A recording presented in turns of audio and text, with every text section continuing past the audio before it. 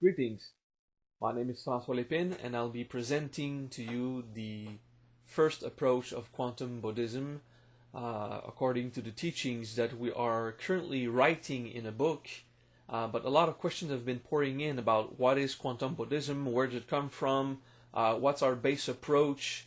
I won't be answering every question, but I'm going to mix this little video recording with my webcam, bad quality, I know. This is not the official presentation, it's just an introduction to our philosophy. First off, the dictionary issue. A lot of people use different words to speak of the same thing, and the same words to speak of different things. Okay, and this provokes confusion in dialogue, because when in our mind we focus on exactly what I mean and what I want to explain to the other, I'm not that open to what the other is trying to explain to me. So it creates confusion because two egos are trying to battle on. So communication can successfully occur if we pay attention more to what the other is trying to say rather than analyzing the specific words he's using to define. Okay. So the dictionary issue is a major point in the Buddhist philosophy, where everybody has to pay attention to what the other wish to express and try to understand the state of consciousness or the state of mind that that our interlocutor is trying to express to us. Instead of saying, he used this word, I have attached this definition to this word, thus he's wrong because it's not my way of applying this definition. Okay, just try to listen to what people say. For instance, let's say a little lady sees a sphere from one side and the sphere seems to be red. It's a weird sphere, partially transparent, reflective, not clear on what exactly it is, but one thing for sure, from her side, it's red. The little boy tells to the lady, the little girl, well, we can't be speaking about the same sphere because it's blue. Okay, so, alright, so the boy sees the sphere blue from his side, and now they wonder if they're speaking about the same thing, and then some party crasher adult come and say, no, kids, the sphere is green. You'll understand when you grow up. And of course, from the point of view of the adult, the sphere is green. But we see here on the little example image that we made that the sphere is green on top, blue on one side, red on the other.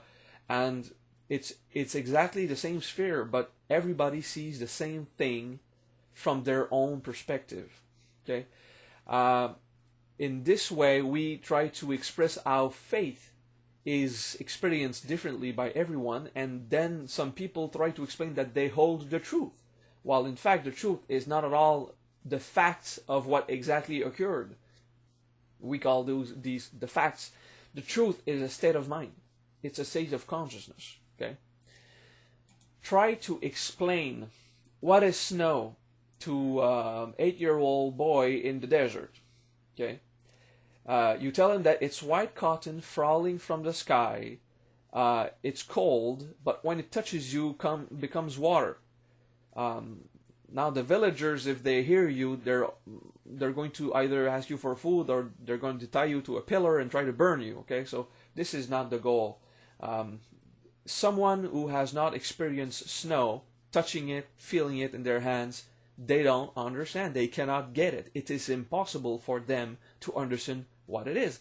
But bring the villagers from the desert into the northern cities and explain to them and have them touch snow and give them a bit of information that they can understand with their level or type of dialogue. And you'll have believers there. Yes, snow definitely exists. The same way you cannot explain what is red to someone who never saw red once in his life. And in science, we call this the qualia of red. Okay, so the redness of red cannot be explained except, but when someone experiences seeing snow, we can say snow and they get it because they have experienced it. Before that, it's impossible. Same thing for the color red. You say red, we refer to whatever we have seen to be red before, but without the experience, words are meaningless. meaningless. I'm sorry. Without the experience of it, words are meaningless.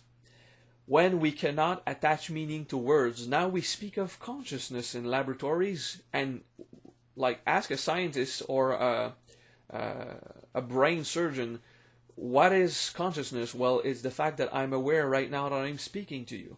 And ask what is consciousness to the Buddhist meditator, and say, oh, consciousness is the supreme self. Consciousness is the highest state of wisdom.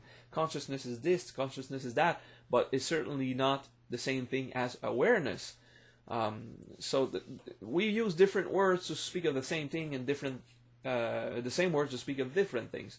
So there has to be an understanding here of what is the philosophical consciousness. Now, a lot of you, well, some of you might already know about the double slit experience, but I'm going to resume to you what is the double slit experience.